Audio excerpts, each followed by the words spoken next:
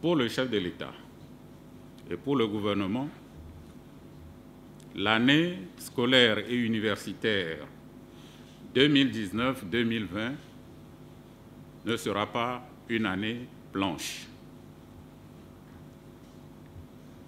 Je dis bien pour le chef de l'État et pour le gouvernement, l'année scolaire et l'année universitaire 2019-2020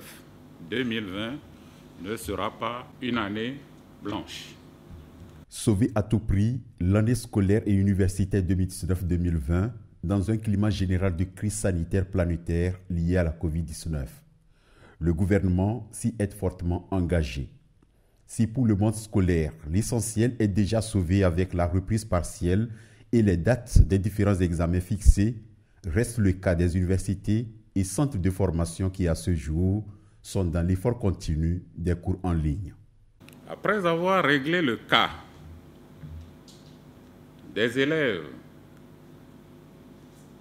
du primaire, notamment les élèves en classe d'examen, du primaire et du secondaire, y compris les élèves en classe d'examen de l'enseignement technique et de la formation professionnelle, aujourd'hui, nous voulons nous tourner vers l'enseignement supérieur.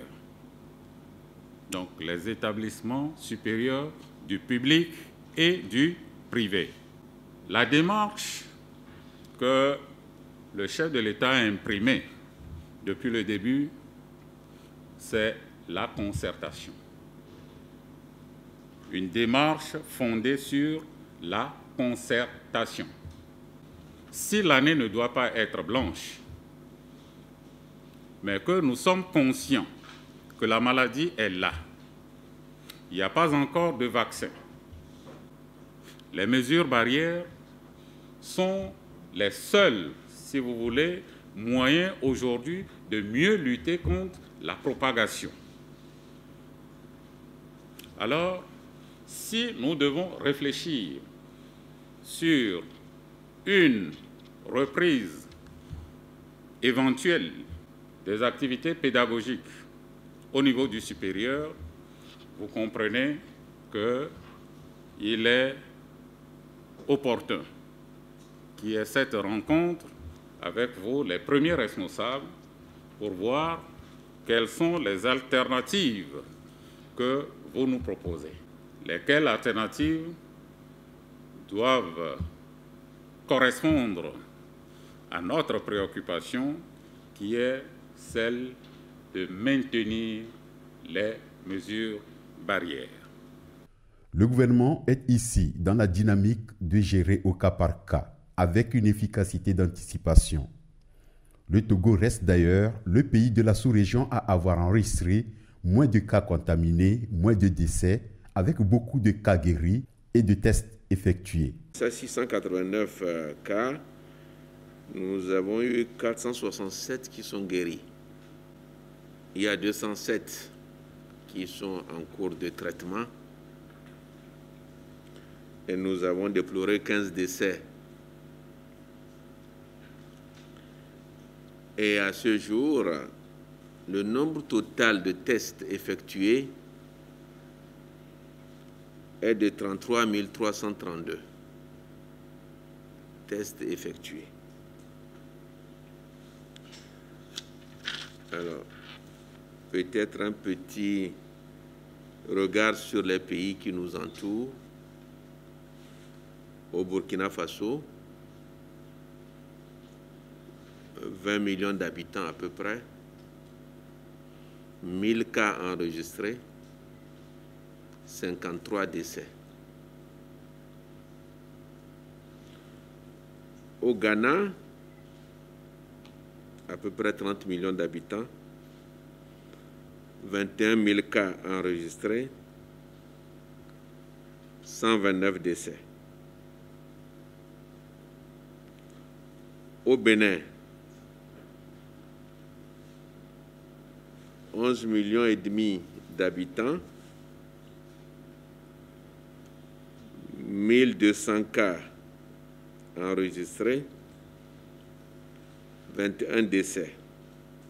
En Côte d'Ivoire, 25 millions d'habitants, 11 194 cas enregistrés, 76 décès.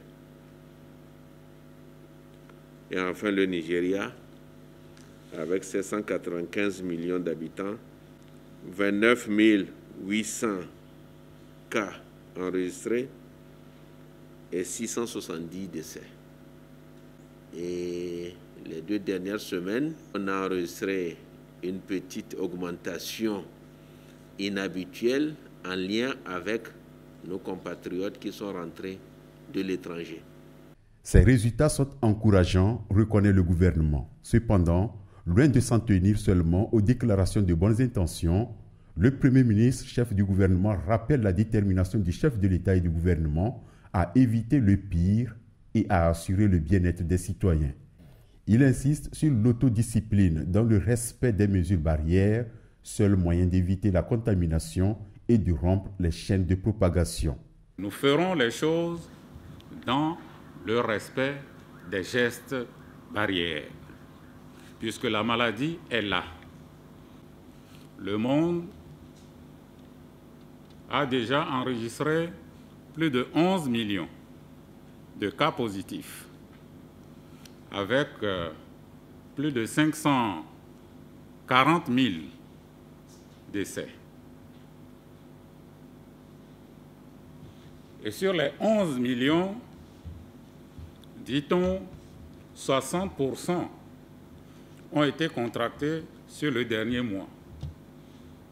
Ce qui veut dire que la flambée de la maladie démontre que nous ne sommes pas au bout de nos peines et que la vigilance doit être de mise.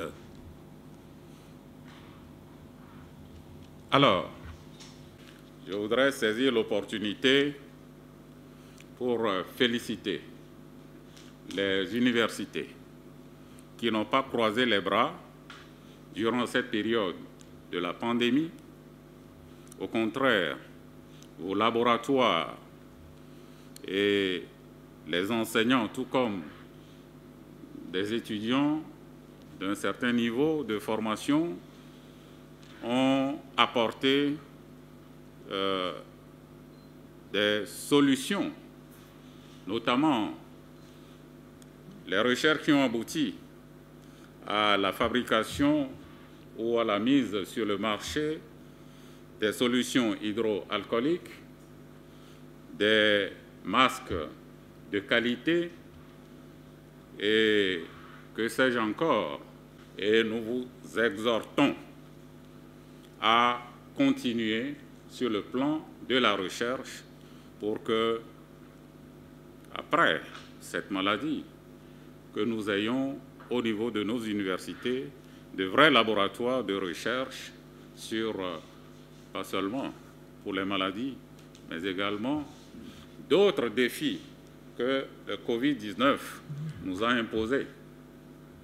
Les universités sont de hauts lieux de rassemblement avec de grands effectifs et pour une éventuelle reprise des cours en présentiel, cette rencontre fait appel à des ménages pour trouver des alternatives efficaces et efficientes.